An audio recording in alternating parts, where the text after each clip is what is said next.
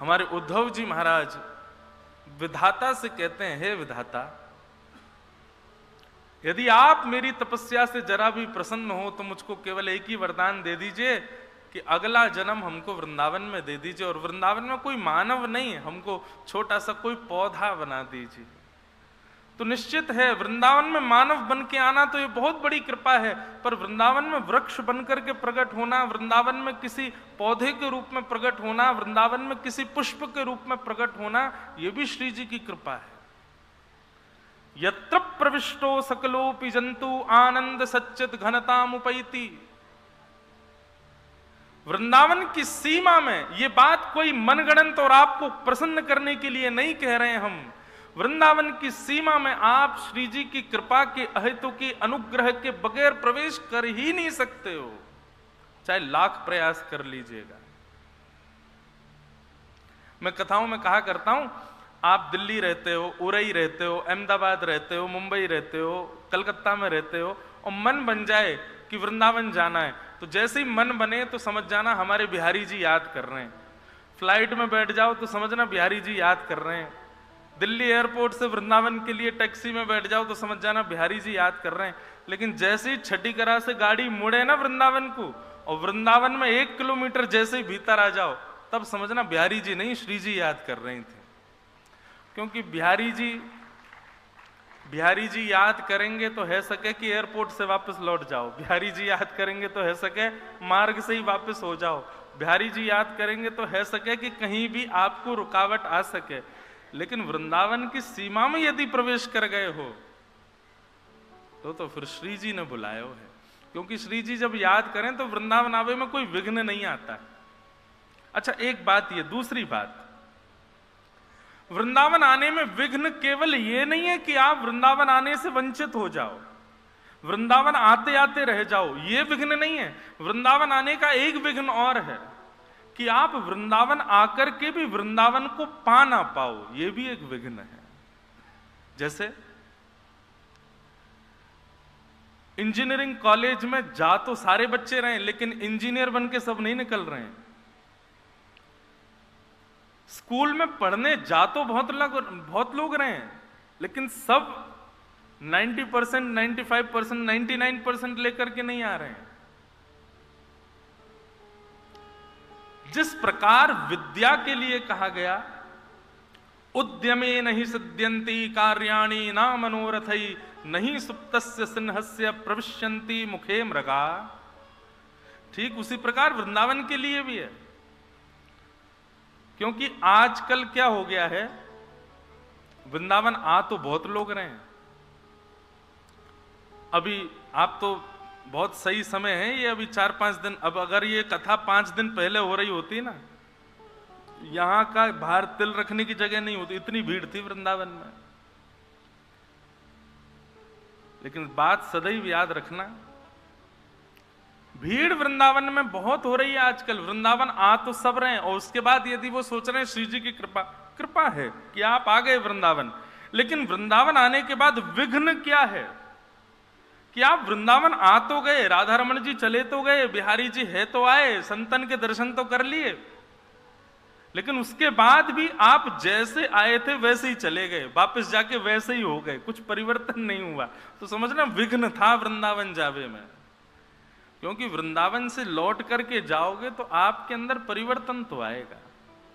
पहले से सौम्यता आ जाए, पहले से क्रोध में कुछ न्यूनता आ जाए, पहले से विकार अब शुद्ध होने लग जाएं, पहले से बुद्धि विचलित कम होने लग जाए, तो समझो कि हाँ निर्विघ्न वृंदावन होकर के आए, निर्विघ्नता से वृंदावन मिला। हमारे रसिक कहते हैं, मुझे ये पद इतना प्रिय है, अब तो आदत डाल लेना, अगले 7 दिन खूब पद सुनाएंगे हम स्वामी श्री हरदास जी के, हितरवंश महाप्रभु के, श्री सूरदास जी के, भोरी सखी के, जो जो पद आते जाएंगे सब सुनाएंगे। मुझे ये पद बहुत प्रिय है कि वृंदावन साचो धन भैया, वृंदावन साचो धन। ये सुनने के लिए थोड़ी बैठे हो आप, जब ये पद गाए जाए पीछे गाओ, सब लोग पीछे से दोहराओ, वृंदावन साचो क्यों? जहां श्री राधा चरण रेणु की कमला लेत बलैया,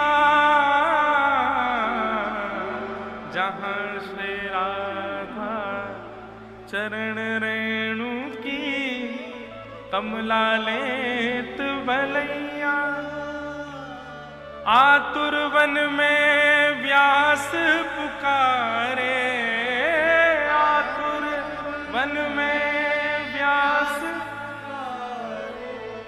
है कोई रसिक सुनैया, वृंदावन साचो। ये पद मैंने सैकड़ों बार गाया, लेकिन मेरे हर बार रोए खड़े होते। अभी भी गाते गाते मेरे रोंगटे खड़े हो रहे। और मैं कथा में एक बात कहता हूं बंधुओं, यदि कथा सुनते सुनते, श्री जी के यश सुनते सुनते, वृंदावन महिमा सुनते सुनते यदि नेत्र सजल हो जाएं, रोए खड़े हो जाएं, तो समझियो श्री जी छू रही हैं आपको। ये तभी संभव है, ये सामान्य बात नहीं है। जहां श्री राधा चरण रेणु की कमला लेत बलैया, कमला मतलब लक्ष्मी। पूरा विश्व जिस लक्ष्मी के पीछे भाग रहा है, पूरा विश्व जिस लक्ष्मी की प्राप्ति के लिए यत्न करता है, सुबह से शाम तक व्यक्ति किस चीज के लिए परिश्रम कर रहा है कि लक्ष्मी मिले, लक्ष्मी मिले, लक्ष्मी मिले। वह लक्ष्मी की स्थिति देखो हमारे वृंदावन में। ऐसा नहीं है कि हम लक्ष्मी की अवहेलना कर रहे हैं, यह मत सोचिएगा कि हम लक्ष्मी की कोई हम तो आचार्य, हम रामानुज संप्रदाय से, हमारी तो आचार्य लक्ष्मी है। पर कहने का अभिप्राय, जिस लक्ष्मी के लिए करोड़ों अरबों खरबों लोग दिन रात केवल परिश्रम लक्ष्मी के लिए करते हैं, वह लक्ष्मी भी जब वृंदावन की सीमा में प्रवेश करती है तो ऐसा भक्ति का रंग चढ़ता है कि श्री जी को स्पष्ट नहीं देखती है। जब श्री जी विराज रही होती हैं तो लक्ष्मी भी अपने आप को एक किसी लता पत्र के पीछे छुपा करके दीनहीन बन के बैठी रहती है। और जब श्री जी उठ करके चली जाती है ना, तो श्री जी के जो चरण चिन्ह रह जाते हैं, उन चरण चिन्हों की कमला लेत बलैया, कमला जाकर के उनकी बलैया लेती है। क्यों? बोले यदि श्री जी के सन्मुख स्पष्ट कमला पहुंच गई, लक्ष्मी पहुंच गई, तो उनके रूप लावण्य को देख करके वहीं मूर्छित हो जाएगी लक्ष्मी, देख ही नहीं पाएगी।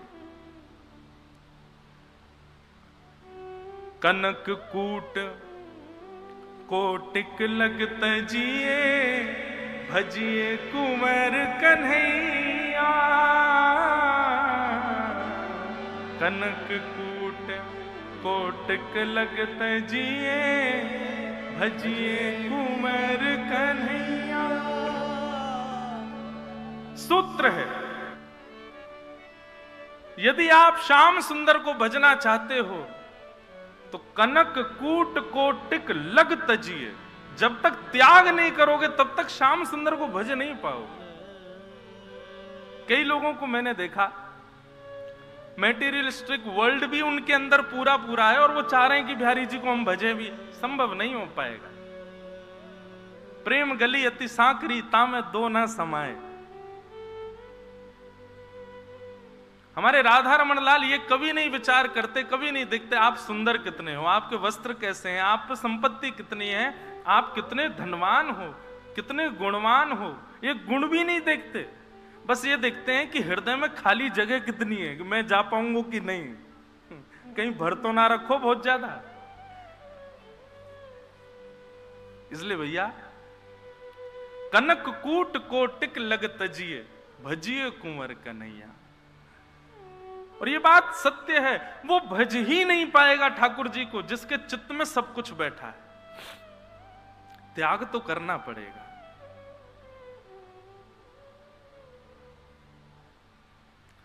आज कथा में हमारे परम प्रिय श्री गोविंद भार्गव जी विराज रहे हैं और मुझे बताने में बहुत हर्ष होता है। आज पहली बार आप कथा में बैठे हैं। हम छोटे से थे तब से आप जानते हैं हमको, हैं? आपने इतना सा देखा है महाराज जी, छोटा सा। तो जब हम छोटे से थे, पिताजी की कथाओं में जाते थे, तो जैसे बालकों को सुनने का शौक होता है ना, किसी को सुनते हैं फिर उसी को गाते हैं, हमने सबसे पहले गाना शुरू किया यदि ठाकुर जी के यश को तो इन्हीं के भजनों को गाते थे। और आज वास्तव में इनको देख करके लगता है, अभी कुछ दिन पहले ही चर्चा कर रहे थे महाराज जी आपकी, कि ठाकुर जी का इतना यश गाया पर अब उस यश को आप चित्त को सुनाते हैं, एकांत में रहते हैं, बहुत कम आपको दर्शन होता है। मुझे तो 1-2 बार ही मिले हैं, वृंदावन में ही रहते हैं, पर अपने निरंतर भाव में रहते हो। मुझसे बोले अभी मंच पे आके, मैं 7 दिन आऊंगा कथा में, खूब सुनूंगे।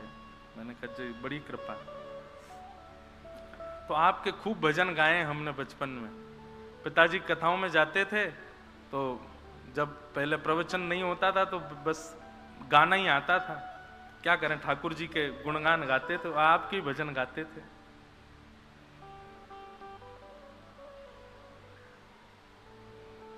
मैंने शायद अपने 7 वर्षों की कथा में ये पद नहीं गाया होगा, लेकिन पहले मैंने बहुत बार गाया है। आपका ही एक सुंदर भाव है, तेरे बगैर सवरिया जिया नहीं जाए, तुम आके बाह पकड़ लो तो कोई बात बने, तेरे बगैर सवरिया। कितना सुंदर भाव है। जहां श्री राधा जू संग में रमण करो प्यारे, जहां श्री राधा जू संग में रमण करो प्यारे, वो जमुना जी का किनारा वो कुंज है प्यारे, वहीं पे हमको बसा लो तो कोई बात बने, तेरे बगैर सवरिया जिया नहीं जाए, तुम आके बाह पकड़ लो तो कोई बात बने, तेरे बगैर सवरिया। तो ये सुंदर भाव गा गा करके हम रसिक जनों के भाव गाने लगे हैं। तो आज वो हमारे श्री जी के परम प्रिय श्री गोविंद भार्गव जी भी बैठे हैं, इनका भी खूब खूब अभिनंदन। आप पूरे 7 दिन विराजेंगे और एक दिना तो भैया हम आपको पकड़ के बुलाई लेंगे मंच पर, कछु तो भाव गानो ही पड़ेगा, सुनानो ही पड़ेगा।